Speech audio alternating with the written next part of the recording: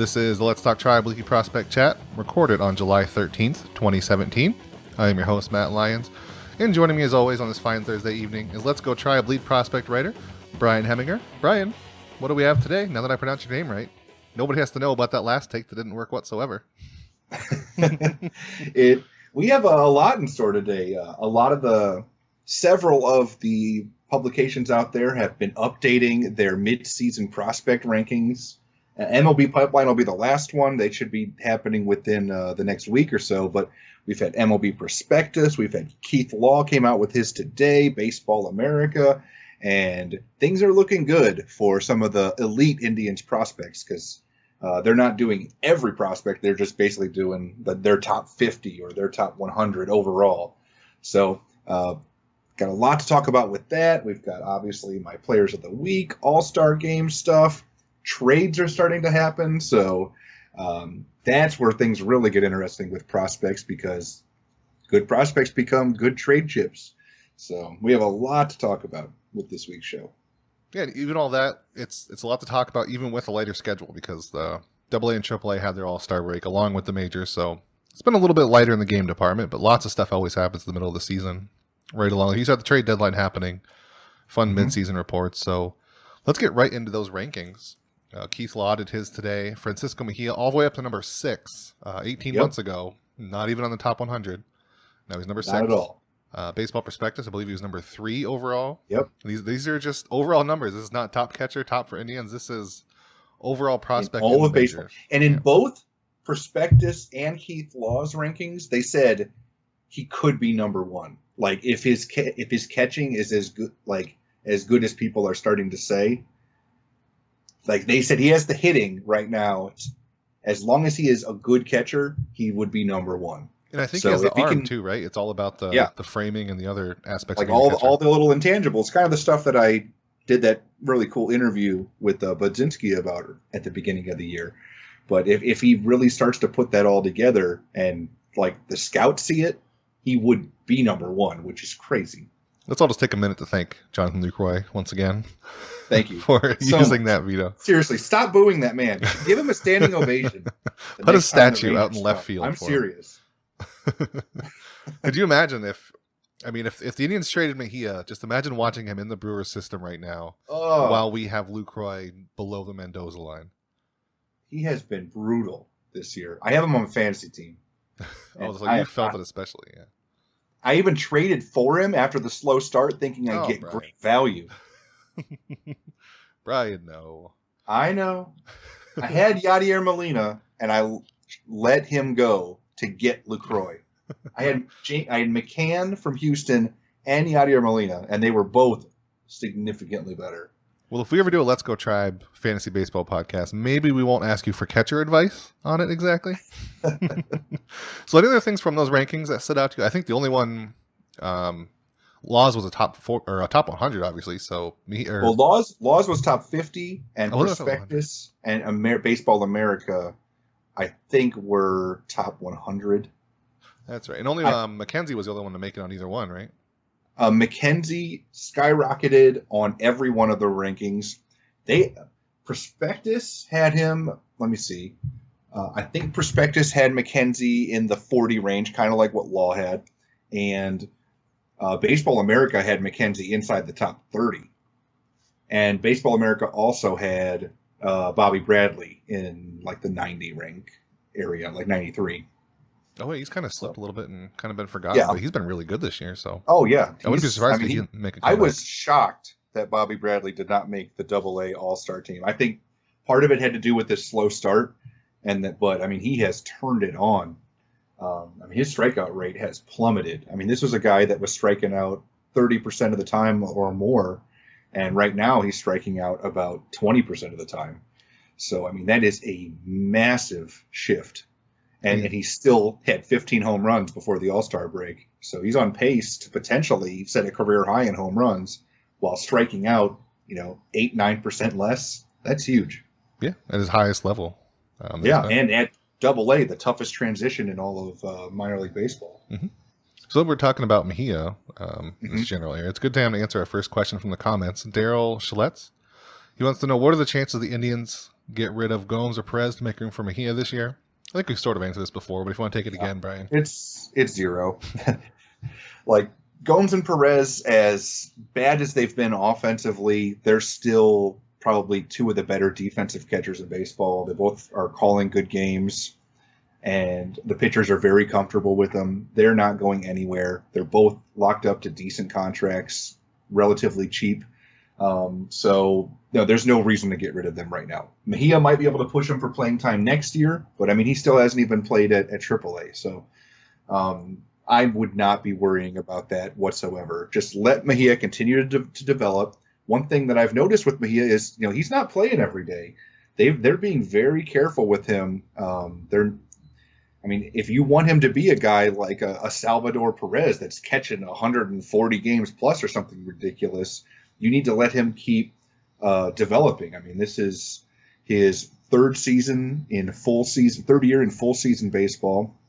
He's still just 21 years old, and he has not played a ton of games and spent a significant amount of time behind the plate yet. So, I mean, they need to let him keep developing, building up those muscles. He's not a big guy. I think he's 5'10", 5'9". So, patience. He'll be there when he arrives. He's going to be amazing, but let him continue learning English better so that he can develop a better relationship with our pitchers. He still has a lot of work to do, but when he's here, when he's ready, the Indians will call him up, I promise. Yeah, I mean, at worst, if for some weird reason they did call him up, at best you're trading one problem for another. You have a really great offensive catcher, maybe, if he can hit really well, but he also won't be very good on defense. And you're probably ruining his development. Yeah. And he is. Yeah. He has the potential to be good defensively. I mean, he has an arm that is going to rival Gomes and Perez. Pop times, everything looks really good. I mean, the guy whizzes insane pickoff throws to first base. He's nailed multiple guys there, but just let him keep working out all the little intangibles. I mean, he's got the offense down. He's got the arm down. Just let him keep working on the intangibles. And when he's ready, it's going to be great. But just give him a little more time to season. So let's talk about something you posted today at the midseason, generally the midseason point, of course. You went through your biggest surprises and disappointments. Let's just go through, I guess, your overall biggest. I think you did like 2 or 3 for each level. So let's do like 2. Your biggest 2 surprises and your biggest 2 disappointments in all the system. Or whichever one do you think are most worth talking about at this point? I can guess one of them, maybe. I'm guessing Pannone. That's one of the ones that would be up, yeah. Okay. Thomas Pannone, I mean, he wasn't on any of our prospect rankings. And not only did he begin the year with dating back to last season an over 40-inning shutout inning streak, he got promoted to Double-A, and he made the Double-A All-Star game, despite not even playing the whole season in Double-A. That's how good he's been. So Thomas Pannone is definitely somebody that is gaining serious momentum. Big disappointment has to be Nelly Rodriguez. I mean, I posted this. I need to repeat this stat if you haven't read the article. Nelly Rodriguez is batting 137 in Columbus right now. The next worst person in all of the International League is batting 204. That's a little ridiculous. That is so bad, and he's striking out 42% of the time. And then the problem is, what are you going to do with him unless you have him like behind Bobby Bradley in Double-A? Because Bradley's right there. You can't send him down. Yeah. Because what they actually did was they released Chris Colabello, who was like kind of sharing a little bit of time with them at first base, and they're like, we're just going to play him every day and hope he hits his way out of this. So we'll see if it works, but I mean, at this point, I mean, this has been just brutal, and the transition from AAA to Double-A isn't that ridiculous. I've never seen somebody struggle this much from moving one level. I mean, maybe he's just feeling the pressure as he gets closer to the big leagues, but this has been just horrendous for Nelly Rodriguez. I mean, he had a good season last year. I mean, he had 27, 26 home runs in Double-A. He batted like in the 250, 260 range. and he cranked a ton of extra base hits. He was super productive in the middle of that lineup that won the Eastern League championship. So I have no idea what's going on with him right now. I'm trying to think who else deserves to be talked about the absolute most for improved stock. Who would you have? For improved? Probably Eric Yeah. Haas, who was someone you're going to talk about later with your Okay. player of the week. Yes. Just because he came out of nowhere this year. Well, I mean, he was always a guy that had a lot of pop as a catcher, but he wasn't really gaining much momentum because he hadn't really hit for a decent average, and he hadn't been able to get on base, and he struck out a decent amount. So he was just, that guy that, as a catcher, can hit a lot of home runs, which was nice. But this year, he's been insane. He's been backing up Francisco Mejia, and he's hit 17 home runs in the first half, despite, I think, having about 100 less at-bats than the average league leaders in home runs in the Eastern League. He's like 6th in the Eastern League in home runs. He's 1st in slugging percentage, which is just bananas. This He's is a backup leading all catcher. the backup catcher for Francisco Mejia is leading the entire Eastern League in slugging percentage. So, major props to Eric Haas. I can't believe he wasn't. I mean, I can understand why they didn't give him an all-star appearance, because 2 catchers from the same team, that's not fair. But Eric Haas has been seriously phenomenal. So I could see him being a backup catcher for the Indians someday behind Mejia. Oh, yeah, I love that Mejia Haas. Just the thought of that combination in the future. Both of them living up to even close to what they're doing now would be incredible. So I think one of the biggest disappointments to talk about would be Brady Aiken, but we've answered, I don't know anything new you can say about him. We've answered so many questions about him. So how about Rob Kaminsky? 2 years ago, they traded Brandon Moss for him. It seemed like a really good trade at the time. They traded a pitching prospect for half a year of Moss, and then he just kept getting injured, and that curveball we didn't get to see a whole lot. So what's going on with him now? Okay. Last year, Rob Kaminsky was excellent. He actually had, here are his numbers for last season. Made 25 starts, a career high 137 innings pitched, and he had an ERA of 3.28. That was one of the better ERAs in the whole Eastern League. And he spent the whole season, it was his first taste of Double-A. So I was really excited about him entering this season, but he started the year in Double-A because they had, I think at the beginning of the year, they had Morimando, Merritt, Pletko, and Mike Clevenger all at AAA. So, they didn't really have a space for him. So he started the year in Double-A, made 1 start, was put on the disabled list, and he's been there ever since. And in that 1 start, he gave up 5 runs in 5 innings and struck out 1 batter. So it's just been super frustrating because, the guy has so much talent, and he's still young for his level. He's only 22 years old. He's only 1 year older than Francisco Mejia and Bobby Bradley, but he can't stay healthy. Like last year, even though he had a good year, he spent a month on the disabled list. When the Indians traded for him, he spent a month on the disabled list pretty quickly after trading for him, and then this year he spent almost 3 months on the disabled list. So I can't force the guy to get healthy, but it's just been really frustrating because, he has a ton of talent. I don't know he's not like an elite pitching prospect, but he's a guy that has decent low 90s velocity as a southpaw pitcher with a good curveball. So, it's just, I really want him to get healthy, and you can't hate on a guy for poor performance.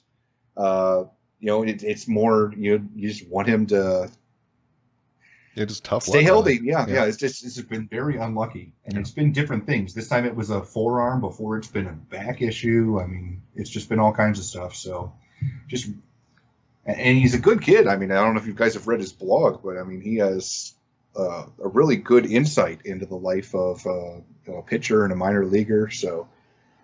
I wish him the best, but it's just been super frustrating because, he's a guy that could be a top 10 Indians prospect, but just can't stay healthy right now.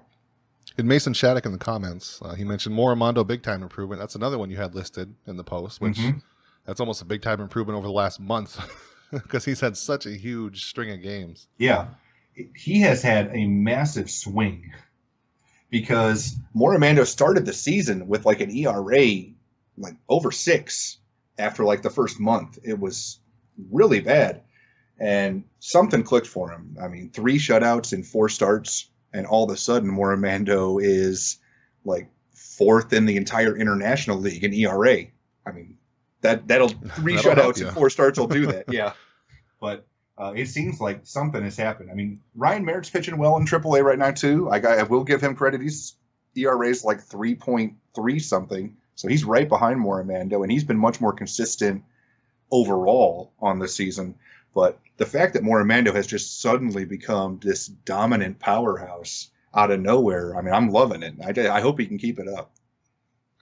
Yeah, if he can, I imagine his future is somewhere on the. I think people forget he already pitched in the majors a couple times last year. He wasn't good, but the Indians have tested him out, and maybe they will this year again. Mm-hmm. So next, Brian, let's talk about some All-Star performances. The Indians, AA and AAA teams, of course, were on the break, just like the Major League squad is, which is miserable because they're the 2 farm teams that usually get on TV, and we can watch them on MLB.TV or MILB.TV. But not now. It's just a baseball-less wasteland for the most part. But Richie Schaefer, he was the AAA MVP. He had a great game, double and a home run, 2 runs batted in. He was Eric fantastic. Eric Stamets was there. He had an at bat, didn't do a whole lot, but yeah, you want to talk about Richie Schaefer, that huge game he had, and just his season in general has been really good.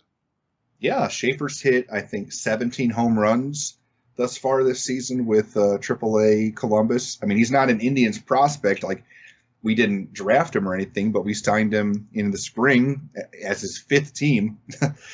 He had a whirlwind offseason after Tampa Bay decided to give up on him, and he made some adjustments to his launch angle. And yeah, he's striking out a lot, but I mean, he has been extremely productive in the heart of the Columbus batting order. So it's just tough. He doesn't really have a spot. He plays like the same positions as Yandy Diaz, basically third base and the corner outfield.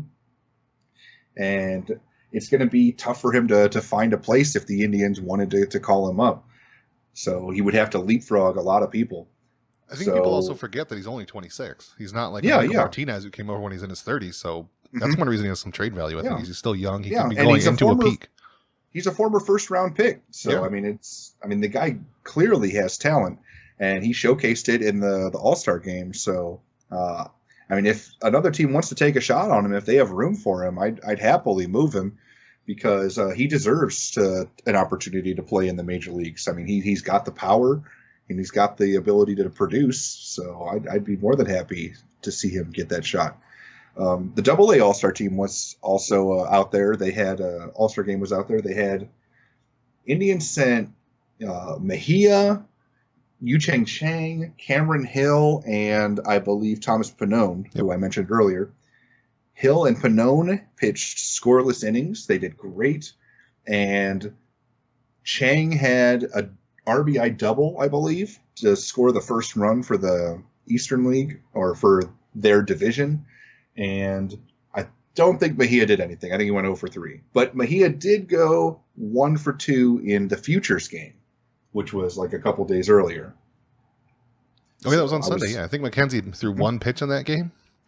McKenzie came in and gave up a pop fly, and he got 1 out, and they took him out. Because I guess they just wanted to use everybody. I am okay with that. I don't care. And it was hilarious because I think McKenzie brought like the most fans because he's from the area. Everybody came out to see Tristan, and my stream skipped, and he was already out of the game. I'm like, come on. Hopefully that archive still works. Yeah. So, as we always do, as probably where most people are going to be listening to this listening to this podcast, let's preview their players of the week on this little light week of games. We're talking about for the podcast. Not many great pitching performances, maybe a couple hitting. Maybe we'll include an all-star performance in there. So, Brian, who do you got this week? I'm seriously considering including Yu Chang's all-star performance because he's been spectacular over the past few days. Right before the all-star break, he was batting about 400. He hit a home run, I think 4 doubles. So Chang definitely deserves a nomination. I think the only pitcher thus far I can round up has been Brock Hartson. He had a pretty good start, went like 6 innings, gave up 1 run. And it's been rough, though. Like everybody that had 2 starts just got tattooed today. So I really can't include any of the double starter people. And then with Columbus and Akron being on All-Star break, there weren't a lot of pitching performances in general. So I'm going to have to be digging deep. I think Indians 2017 10th round pick, Jesse Berardi, has been spectacular in Mahoning Valley over the past week. So he'll probably get a nomination. He's been batting over 400. I don't know if he's playing tonight or not, but that could affect his performance. Gavin Collins, who was a 2016 pick, recently was promoted from Lake County to Lynchburg, a high A. He had a monster week. So I will definitely be including Gavin Collins in our list for high A. And then Eric Haas, who we brought up earlier, just continues to hit. So I have to include Eric Haas in this week's Player of the Week. So that's 5. I'm going to have to do some digging to see if I can who the 6th will be. But we're off to a very strong start with and it's going to be probably lower level focus since they had full weeks. See, that's all we're doing, Brian. We're just focused on some new levels now. We're just just spreading around the love this week. At least next week it'll be better, I think. AA and AAA started tonight, and although you said the All-Stars, the ones that were in the All-Star game are mostly sitting tonight, so one game off for all the high names, and then it'll be back to normal. So every Thursday, we always ask you guys to send us questions, anything you want to know, on Twitter or Facebook. Email us at sbn.letsgotribe@gmail.com. We will grab them, even questions that are about prospects that you guys ask on Monday. I usually save them and we'll ask Brian today because Jason and I usually don't know all the stuff that Brian does. So this is a much better podcast to ask it on if you want to know anything about any kind of prospect. So our first one, Matt McPhee on Facebook. He wants to know what package of prospects could be reasonably put together without draining the system of our top guys and still land a valuable addition at the deadline. Brian, what do you think? Well, it depends on what kind of addition you're looking for. I mean, last year, the Indians added the best reliever in baseball in Andrew Miller, and he had 2 more years of team control, and that cost us basically our number 1 prospect, our number 5 prospect, and 2 good relief arms.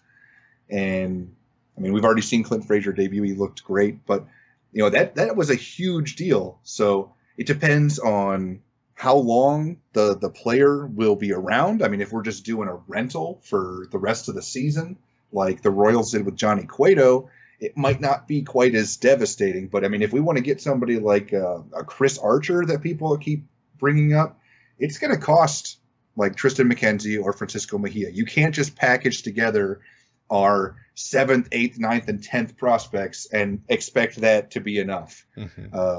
Especially with him having a whole nother year of control. So if you want Chris Archer that bad, which I don't, I mean, I do think he'd help, but I want to see how Danny Salazar looks coming out of the All-Star break before I'm even thinking about trading for another pitcher. And I want to see how Trevor Bauer's continuing to pitch. Like, we have really good starting pitching. Our problem right now is performance. We have, like, no major weaknesses other than maybe offensive hitting out of catcher. We just need to get some of these guys to shape up a little bit. So that's really more of the issue than anything. Yeah, this is the big thing. I like what you said about you can't just trade 7, 8, and 9 prospects. You can't just say we'll just throw in Nelly Rodriguez, Rob Kaminsky, and Tyler Naquin. You need somebody big, and then like a couple insurance prospects. Like, look what happened today. The right. Cubs traded with the White Sox, and the Cubs sent Eloy Jimenez. They got Jose Quintana, which was a great deal. Quintana had a beautiful, gorgeous contract that was super cheap. So I don't know. How many years does Quintana have left on his deal? Did you see? I think it's through 2020, I think. Okay, and it was cheap. Yeah. So, I mean, it was going to be, a lofty to get him, but they had to send him Eloy Jimenez, who Keith Law ranked as the number 5 prospect in all of baseball, higher than Mejia. So, if the Indians want to get like some big game changer like that, it's gonna cost Mejia or McKenzie. So, all of you out there clamoring for a big game changer, but they don't want to trade Mejia or McKenzie, you're crazy. I mean, last year the Indians had the gall to go for it, but they had two really good outfield prospects. They could afford to trade one of them. I mean, we still have a really talented outfield right now. Lonnie's tearing it up, although he's injured. Brantley's back, and we got Bradley Zimmer at center field. It's been fine, but now, like the people that we're going to be looking to trade, if we want to get a piece, we're going to be taking a major hit at whatever position in our system we decide to trade. I mean, if we trade Mejia, our catching in the system, just goes right down the crapper. If we trade McKenzie, we lose any semblance of having a future ace for a while. So, there's going to be a cost. There's going to be a serious cost. Yeah. And you got to remember, we have, Jose Ramirez, Francisco Lindor, Bradley Zimmer, all these youngsters locked in. We have Carrasco, Kluber, and them locked in through like 2020 and stuff. So you don't want to just sell the farm just for one season when we have a contending window for like the next 3 or 4 years, I would think, at least. Yeah, and they got that window by not selling the farm every couple of years to get one big prospect. And I would take it a step further and say that to get like the Quintana, the trade is a pretty big or pretty perfect comparison to say that the Cubs basically traded Francisco Mejia and Tristan McKenzie, because that pitcher Cease they traded, he's pretty highly rated too. So if you want to get pitcher like that, 2 more on top of that. Yeah, so. You're going to give up those 2, and then like the smaller prospects, the Sean Armstrong, the Rob Kaminsky, somebody else thrown in. But you're going to need 1 or 2 big prospects. You can't just deal a couple lower end ones and hope the other team doesn't care. Because, you look at what the Indians have right now. They have no major weaknesses. Like, the bullpen's good. The pitching has been frustrating at times, but the starting pitching is still extremely good. Every infield position is locked down. Outfield looks good. I don't know why everybody is just screaming for them to make a trade. I think if they could just buckle down and, just regress positively with some of the people that are underperforming, I think they'll be just fine. But we'll see. The Indians found a couple opportunities last year. Last year they needed bullpen help. They definitely did. This year they don't. So we'll see. Last year they traded for Geyer, and I think that was a very good trade. He made major positive contributions. They found like something that that would positively affect the team. So if they can find something like that this year that isn't like extremely costly, like Geyer definitely was not costly. We just traded away Nathan Lukes. Yeah, Nathan Lukes. He's a good young outfield prospect, but he was not even in our like top 50 at the time. Yeah, that was a masterful trade there. That was really good. Like I'm fine with one of those trades. I don't think we need to sell the farm for something crazy this year. There's just no reason. So semi-related, Mark Shevelton on Facebook, he wants to know, where is Cleveland ranked in terms of prospect pool going into the deadline? What's he mean by that? Like in terms of what we can we can put together? Away. Yeah, well, I guess just in general, the prospect pool of what they can deal away, which again, it's Mejia and McKenzie. I don't think you're going to make any deal without one of them, unless you're just getting somebody minor like Geyer. One of those would have to be involved, and it probably, if you want something serious, it has to be Mejia, because he's the guy that I think people are, really clamoring for now with how much he is. Like, people are seriously considering that he might be one of the best prospects in all of baseball. So, Red Sox wanted Chris Sale. They had to give up Yoan Moncada, who was at the time the #1 prospect in baseball. The Cubs wanted Quintana. They had to give up Eloy Jimenez, a top 5 prospect in baseball. So, Mejia would have to be the centerpiece of a major trade. And I really hope they don't. Yeah, I'm in the same boat. You're not going to, I don't know, even not like a frontline starter. If you want to trade just Mejia for a pitcher, you're still not going to get a #1, I don't think. You need multiple top prospects to get them anymore. All right, Brian. Our next question here. What is, or at Dubesek on Twitter, he wants to know, what is Naquin's future with the organization? Finished 3rd in Rookie of the Year, and he's been totally under the radar in AAA. One article, Rip Tribe, and he linked, a very specific article on Call to the Pen, which is normally a great site. I like it. I think I've been really supportive of other Cleveland writers, just other writers in general. If you've got an opinion and you've got the balls to put it out there, I am all for that. Good for you. But this is really bad. The basic gist of it is... That's a very bad article. it's really aggressively saying that the Indians are wasting Tyler Naquin. Let me just read the first 3 paragraphs. 2 of them are short, but so here goes. The title, what was it? Tyler Naquin being wasted by Cleveland Indians. 87 games into their pursuit of redemption, the Cleveland Indians sit atop the very competitive American League Central with a 2.5 game lead. They possess the 3rd best record in the AL despite manager Terry Francona and president of baseball operations Chris Antonetti failing to utilize Cleveland's 25 best players. In fact, one of the organization's most health and weapons has been buried in AAA. And without him, the Indians stand no chance of winning the pennant. No chance, Brian.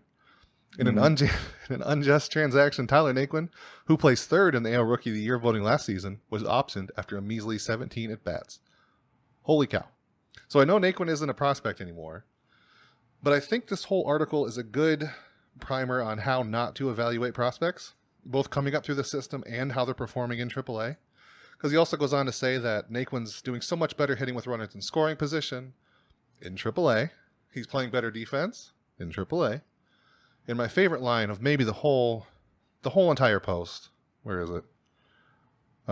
Zimmer, dating back to the end of June, has been a shell of his former self. The University of San Francisco product has watched his .308 batting average from June 23rd dipped a whole 23 points in 16 days. Brian, that's a rookie batting .285 who is now a shell of his former self. Yeah. There's a lot going on in this post. Yeah, well, I have no problem talking about Tyler Naquin. He was given a shot. I mean, we all know what Naquin's deficiencies are. He's not particularly good defensively as a center fielder. He doesn't cover a lot of ground. He doesn't make the best calls out there, as evidenced by, flashback World Series. And Too soon. I know, too soon. He can't really hit fastballs particularly well, which is a huge problem at the major league level when everybody's throwing like 95 plus and every bullpen is throwing that. And he doesn't hit high pitches very well. So heading into this offseason, that had to be something that he needed to address drastically if he wanted to, because pitchers adjusted to him. That's why he fell off a cliff basically the last 2 months of the season. And he just wasn't making those adjustments. I mean, 17 at-bats was all it took. He was still doing the exact same things. He wasn't hitting for power anymore. He was still swinging and missing at all the high pitches. He couldn't hit fastballs, so they sent him down. Yeah. And then he got hurt. So to make matters worse, then he hurt his back and he was out for over a month. So the Indians were not wasting him. While he was injured, they had to call up Bradley Zimmer because, Naquin just wasn't healthy at the time. They gave Yandy another chance too briefly because Naquin again couldn't be called up. That's why Daniel Robertson got called up because Naquin couldn't stay healthy. And yeah, Naquin's been called up, but he's only very recently been taken off the disabled list. And yeah, he's hitting better, but he's not even playing every day at this point. Like they're giving him baby gloves. Yeah. They're being very careful with him.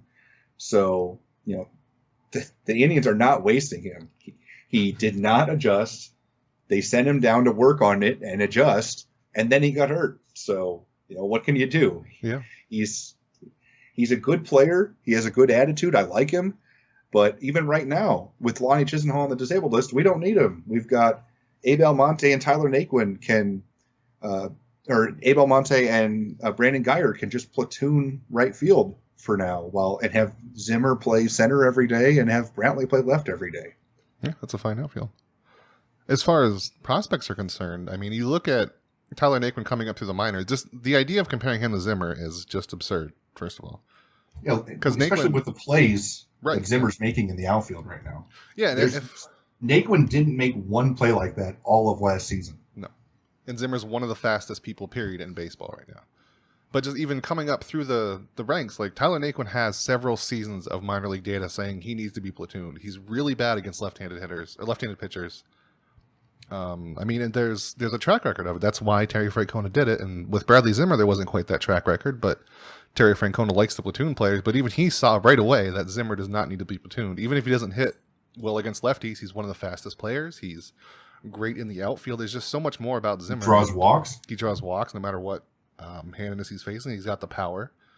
And just the idea of Oh yeah, the fact that so Zimmer coming up, I mean, he was a top prospect. The fact that he's really good is not that surprising. Even if he's not as good as Naquin was last year, it's also because Bradley Zimmer hasn't been as lucky. Tyler Naquin had a huge BABIP last season, and if you remember, all of his stats basically were just compiled in the first few months. The last, what was it, month and a half, when pitchers figured him out, he was completely shut down.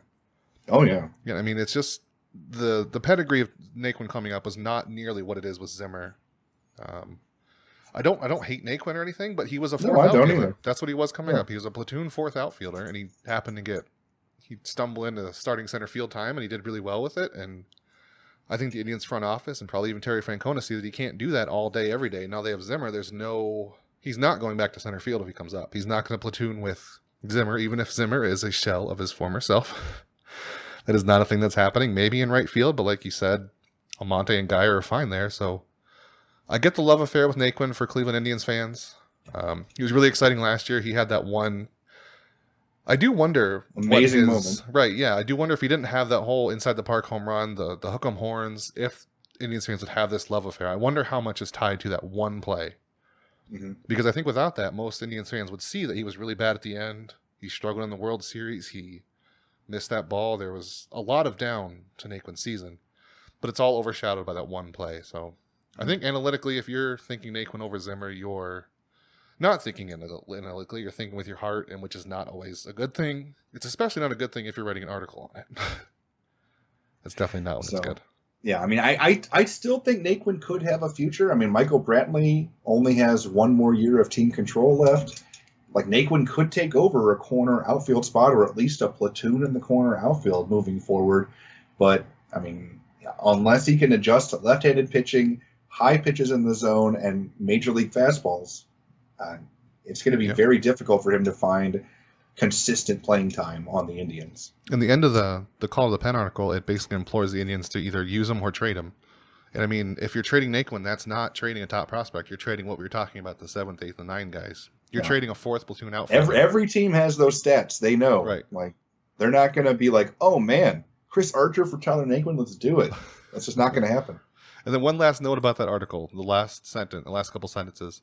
After all, the same situation led to Ben Gamel being dealt to Seattle. The change of scenery worked pretty well for him, didn't it? I hate to say it, but the Indians don't care about Tyler Naquin's personal success. They are not going to trade him just because they think he'd succeed somewhere else. If another team think he could come out of nowhere and give the Indians more value, maybe they do it. But they're not going to look at Ben Gamel and say, well, he was good when he went to Seattle. We should trade Tyler Naquin so he can be successful. The Indians, if they're a good organization, they care about them winning. Yeah, they're not going to be like, oh, man, we really missed it on that Brandon Phillips. Let's give this guy away for nothing. So we can watch another one succeed. We just like raising these prospects and watching them go. It makes us so proud to watch. So anyway, yeah, I'm glad somebody asked that question. I wasn't sure if we do it here or on the main podcast, but there's a lot about the valuation of prospects in that question, I think, and a lot of stuff that people kind of ignore when they look at prospects coming up. Every prospect's exciting. Like even Yandy Diaz, he wasn't that high coming up, like highly valued over prospect. It was kind of towards the end where he showed that he could really draw walks and maybe he might have some power somewhere and good defense. But again, that's not a Bradley Zimmer either. And I mean, when you have a top prospect like Bradley Zimmer, he's going to probably be good when he comes up. If you have someone like Tyler Naquin who surprises everybody but has very clear flaws, he's probably not destined to stay up there forever. Mm-hmm.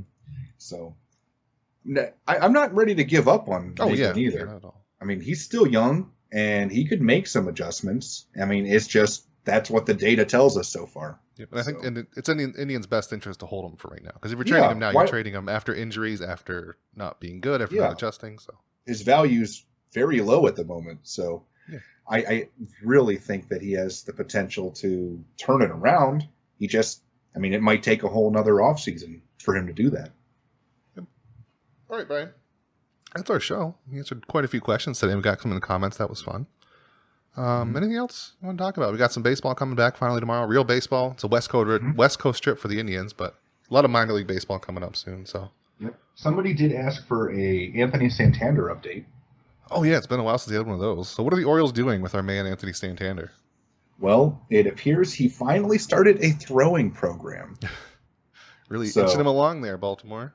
Here's Baltimore's plan right now is to let Anthony Santander rot on the 60-day disabled list. He did get transferred to that.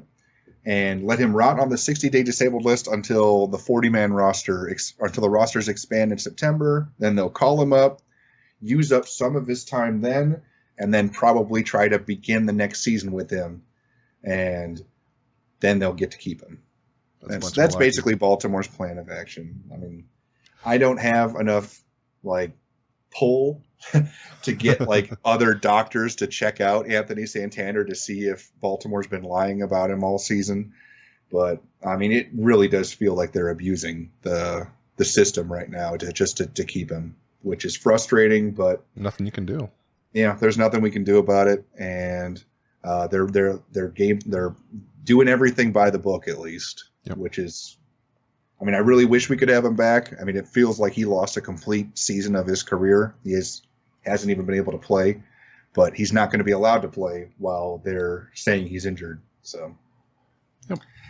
All right, Brian. I think that's it for this week.